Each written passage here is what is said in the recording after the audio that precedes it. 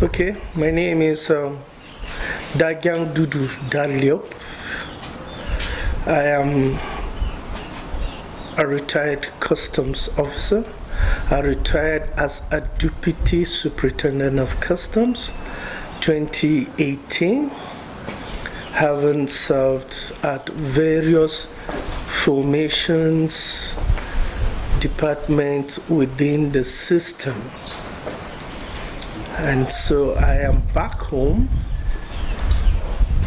as a leader who was elected to serve the Birom people as the president, Birom Educational and Cultural Organization. It is the apex body in Birom land and is charged with the responsibility of packaging the culture, the education, welfare, and well-being of our people. So that's basically the role I'm doing right now.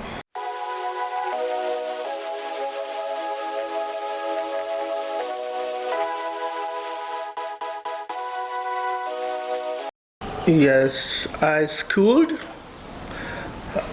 starting from Federal College of Education, Yola. I did my NCE there, then went to ABU Zaria to obtain my bachelor's in education in 1987. And thereafter, I had my master's degrees in NPA, that is Masters in Public Administration, from Lagos State University 2013. I'm currently running the doctorate in public administration in the same university.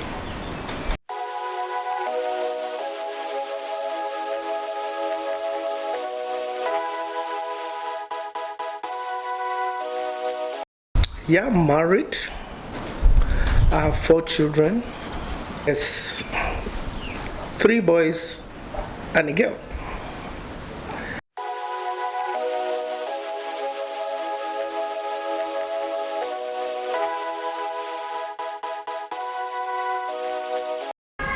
Yes, I worked and spent most of my time in the customs as a trainer. I did a lot of training, basic training of officers who come in as freshers, training of middle class officers at the Command and Staff College, Gogolada. And when the institute was uplifted to a higher training ground for senior officers, I was also part of the first facilitators. I left the college as PSC. Those who are in the military, the police, customs will know. When you have a PSC, it means you have passed staff college, and you can come out with a plus, and that is, they say PSC dagger, and that shows that I didn't just go through the college, I left there as a directing staff. So that was my last assignment in the Nigerian Customs, to train and train people.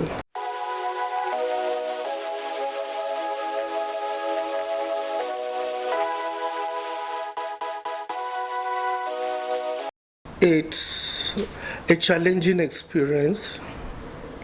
My elections did not come on a platter of gold. With all the hype and the capacity, I was still challenged at the polls. But I won gallantly. And I have not left anyone in doubt about the dreams and the visions and the mission I have for the body. Within the space of less than 2 years, we've been able to motivate and charge our people to come and reason with the developmental strides back home. So I picked education as the front and put it in the front burner of all that I intend to do and achieve. So we went to Beko Comprehensive High School, looked at the school, met it in a very dilapidated state, unmotivated, staff unpaid, everything collapsing, the building, the structures. But within this last 1 year, inside COVID-19, we were able to motivate and have some of our illustrious sons come to the aid of that school, and they've been able to renovate 2 classroom blocks of five classrooms each, including the principal's office, all renovated and made of any world standard.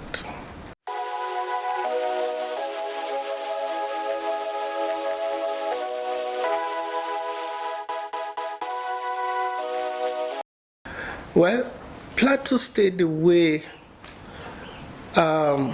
we saw its creation around 1975 or thereabouts.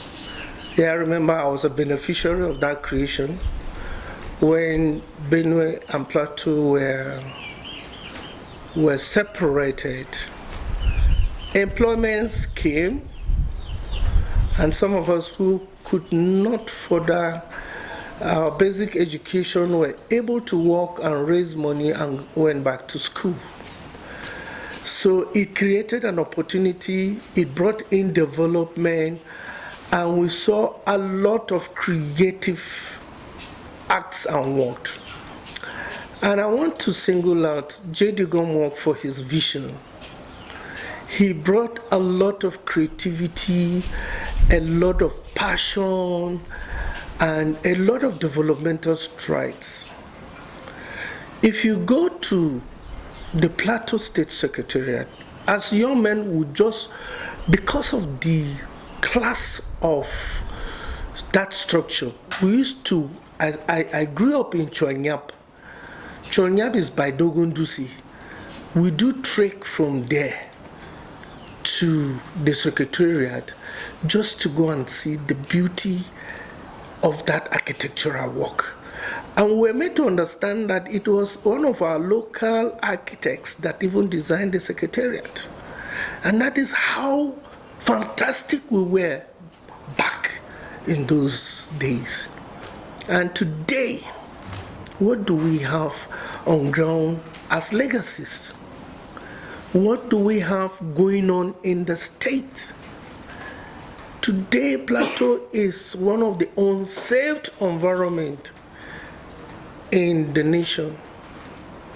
People can't go to farms. People have been sacked from their villages. Schools closed.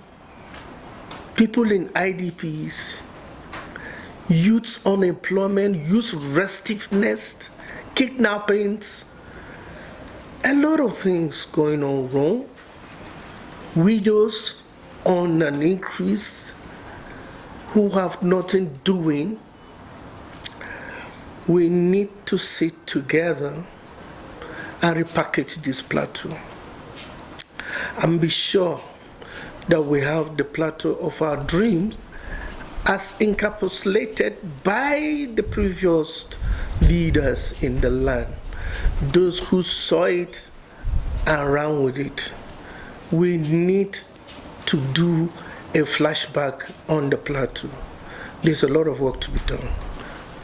For now, we are at the crossroads.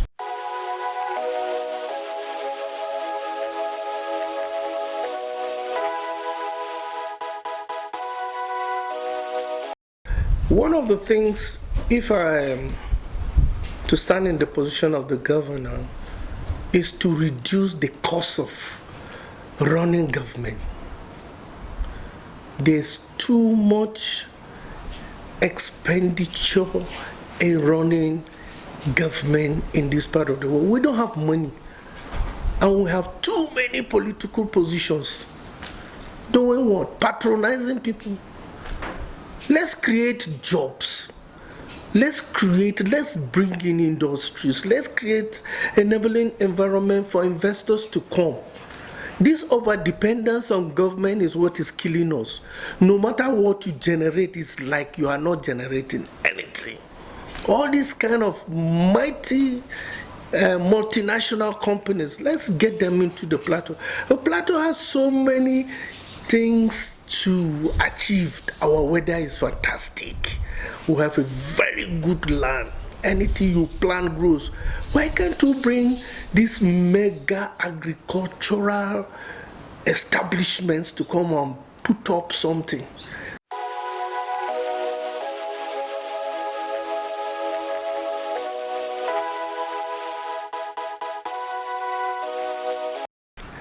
Within that period, we were able to organize our people and sensitize them about the COVID-19.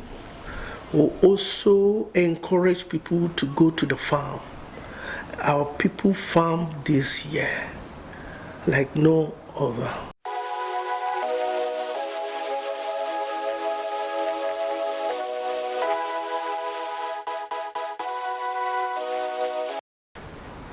And one of them I have mentioned is J.D. Gomwalk. I'm back at home here. I had the immediate, within my media constituency, people I could observe who were doing things for humanity. Somebody like Dara D.B. Gyang. Then I had Dara John Washpalm, who rose up to be the deputy president of the Senate back in the days. So we looked at them, and when the General Gowons were there, and we hear that they are Plateau people, were all motivated by such people.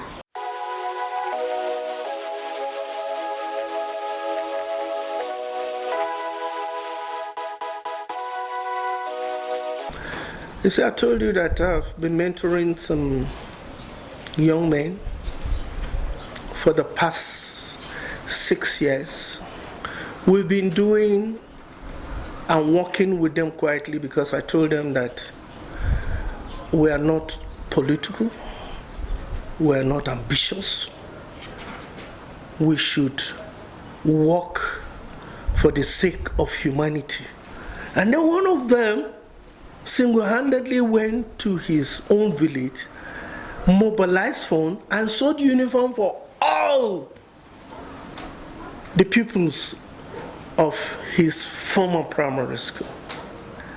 We have gone to feed children, women in IDPs, supplied mattresses, supplied health. We did a medical outreach.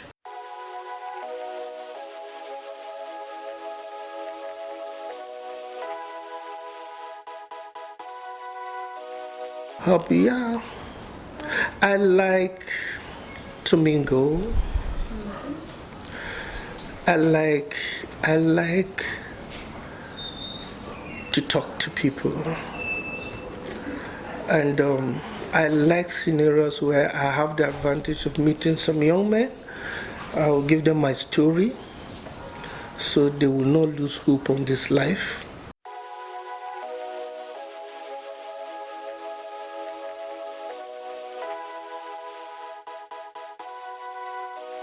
I noticed your young people who are thinking outside the box to come up with this idea of identifying. See, by you doing this work, you are picking and learning, and you are getting mentors you don't know, and then you will begin to pick interest in people by this project. You are on the right track.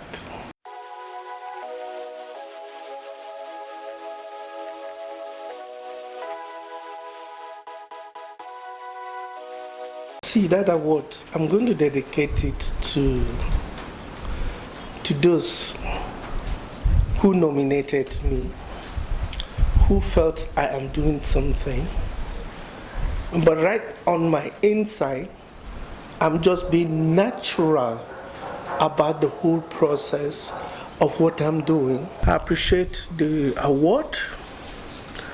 I know it is aimed at motivating me to do more.